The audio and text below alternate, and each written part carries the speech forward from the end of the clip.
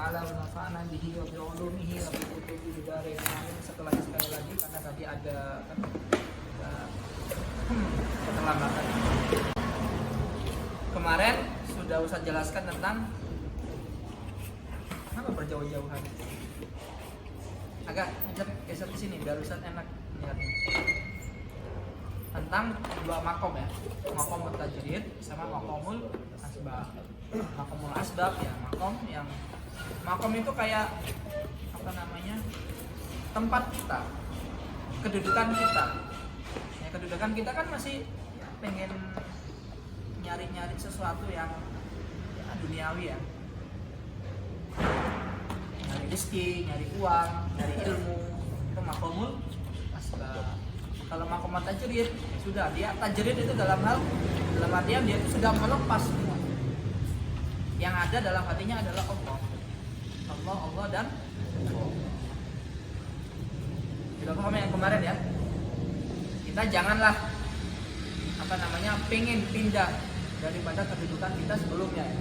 Kalau kita makomul asbab ya sudah, kita harus terima. Jangan punya pikiran terbesit pun ingin pindah makom, jadi makom yang tajrid. Karena memang makom tajrid ini bukan cita-cita, bukan untuk diingini, akan tetapi itu adalah yang dikehendaki. Sama dengan para nabinya, para nabi kan mereka tidak ada terbesit di apa namanya di pikiran mereka ingin menjadi nabi. Janganlah kita seperti keturunannya Nabi Yakub yang punya saudara 11 ya. Ya kan itu kan mereka pengen menjadi nabi itu kan.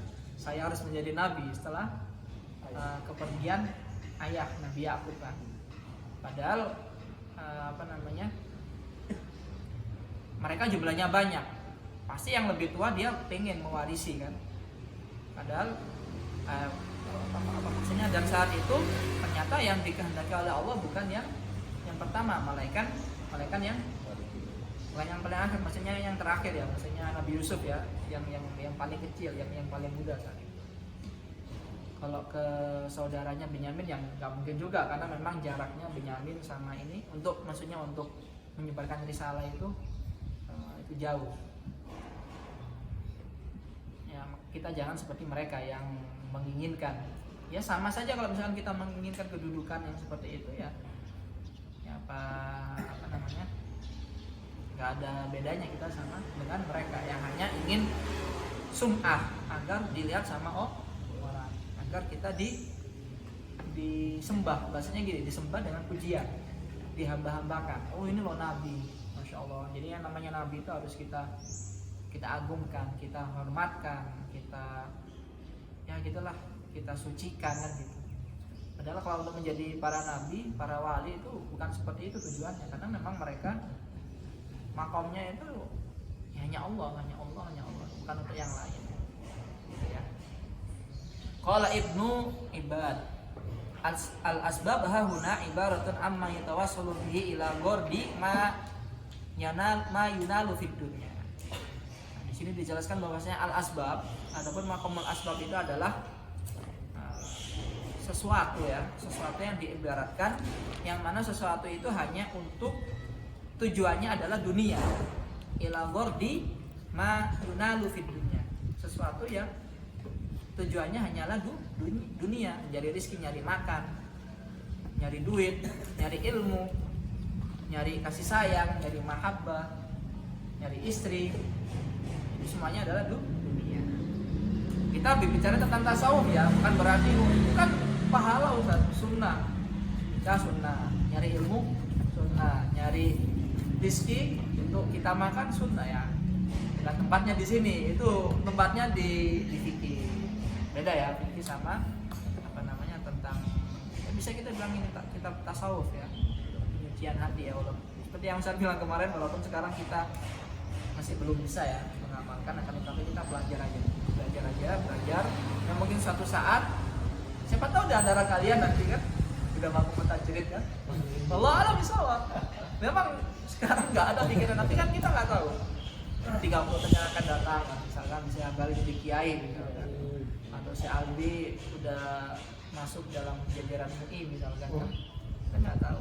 atau reksa kembali ke tempatnya Kalimantan kan, mendirikan kerajaan di situ kan. Kita nggak tahu, alam. Tapi intinya kita jangan pernah terbesit di pikiran kita ingin menjadi wali. Kalau Nabi nggak mungkin ya, Nabi sudah nggak ada peluang di situ kan. Nabi, kalau misalnya kalian mengharapkan Nabi berarti kalian sesat. Nah, iya. Tapi kalian udah nggak diterima tasawufnya kan, gimana? Kalau wali masih ada peluang, tapi kita jangan jangan pernah terbesit. Ya kita jalan-jalan aja, maksudnya ibadah saja. Wat tajridu ibaratun an adami tasyabulihi bitilkal asbab. Adapun yang dimaksud dengan tajrid di sini adalah sesuatu yang dia itu lepas dari semuanya. Dia itu tidak ada kesibukan yang berkaitan tentang asbab itu tadi. Dia tidak ada pikiran mencari rezeki, mencari nyari uang, nyari mahabbah. Dia itu percaya rezeki itu akan datang dari Allah. Akan datang sendiri, makanan akan datang sendiri. Iya kan? Kiai itu kan, misalkan kiai yang sudah sepuh yang masya Allah kan pesantren. Dan mereka uang dari mana? Dan hasil layak tasib kan, orang datang sendiri kan ngasih jajan, ngasih makanan, ngasih uang untuk bangun pesantren. Yang kiainya tadi fokus untuk didik pesantren. Itu salah satu gambarannya, gambaran kecilnya seperti itu. Di ajli dalik, faman aqamahu al-haq ta'ala fil asbab wa arada huwa al-khuruja minha fadalika min syahwatil khafiyah. Di ajli dalika faman aqamahu al-haq ta'ala fil asbab. Maksudnya gini. Dengan yang ketentuan yang tadi ya, ada makom tajrid sama makomul asbab. Faman aqamahu al-haq ta'ala fil asbab. Kalau misalkan Allah itu menghendaki orang itu berada di dalam jalurnya yang masih asbab, ya Allah itu menghendaki dia atau kita ya masih makom asbab ya.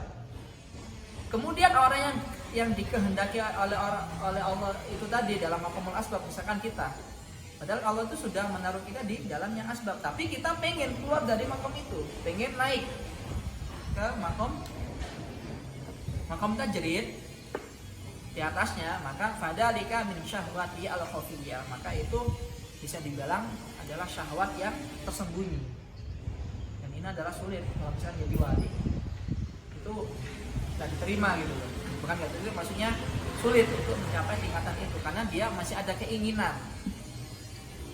Dia ingin saja, dia ada rasa ingin. Nah, itu sudah dianggap adalah syahwat. Keinginan saja loh itu. Sudah dianggap tidak bisa masuk dalam kategori tajrid.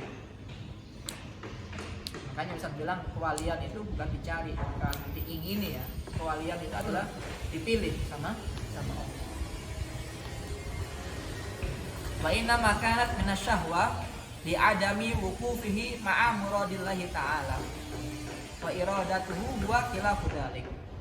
Wa inna makanat minasyahwa, kenapa yang gambaran yang tadi itu dia itu sudah ditentukan oleh Allah dalam makomul asbab, jadi rezeki, sayang istri, sayang anak. Kenapa kemudian dia ingin pindah ya ke makom tajrid? Kenapa hal itu disebut dengan syahwah? Kenapa itu disebut dengan syahwah yang tersembunyi? Karena li adami wuqufihi ma'a muradillahi ta'ala, karena tidak ada kecocokan, tidak sama.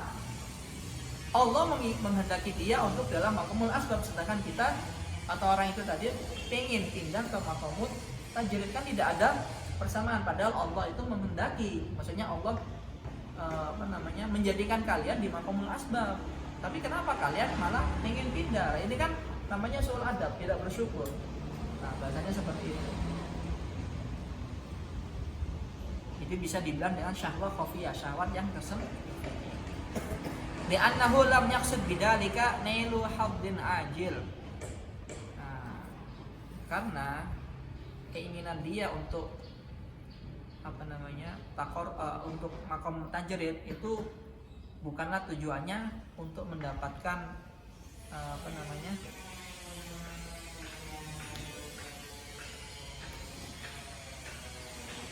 kemuliaan di sisi Allah.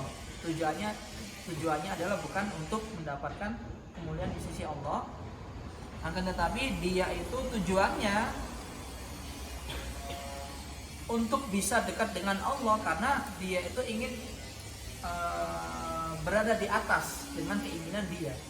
Jadi keinginan dia bukan murni gitu loh, bukan murni ingin dekat kepada Allah untuk mendapatkan kemuliaan yang lebih tinggi lagi, akan tetapi tujuannya adalah hanya untuk mencapai kedudukan gitu loh, kedudukan yang lebih tinggi dari maqamul asbab. Lakin fatahu al adab bi adami wuqufihi ma'a muradillahi ta'ala min iqamati iyyah fi ma aqamahu fi wa tatalla'ahu ila maqamin rafiq. Yang orang itu tadi itu menyayangkan sekali. Jadi orang itu tadi sampai menghilangkan ya definisi, atau dia itu sampai lupa dengan yang namanya adab. Yaitu tadi diadami wukufihi, tidak ada kecocokan. Allah mengendaki dia dalam maqamul asbab, sedangkan orang itu pengen ke maqamul tanzil. Kan tidak sinkron maksudnya. Ini adabnya nggak ada, adab terhadap Tuhan kepada Allah. Contoh secara garis kecil lah. Dahlan kamu disuruh sama Ustaz Mustafa, Dahlan kamu ke mana?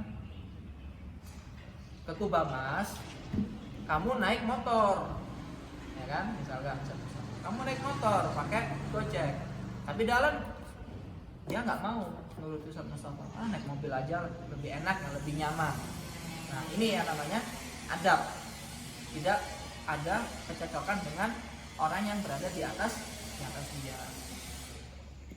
Ini namanya adab. Jadi orang yang seperti itu tadi itu sangat disayangkan sekali, walaupun memang dia tujuannya bagus, akan tetapi tujuannya itu apa namanya, bisa jadi sesuatu yang buruk ya, karena memang syahwat khafiyah, ada syahwat yang tersembunyi. Seakan-akan dia itu tidak nurut, kan dia tidak nurut kan, sama saja dia tidak apa namanya menjalankan semua perintahnya, ya kan? Betul nggak? Allah secara tidak langsung ini kan walaupun baik ya, itu kan perkara baik.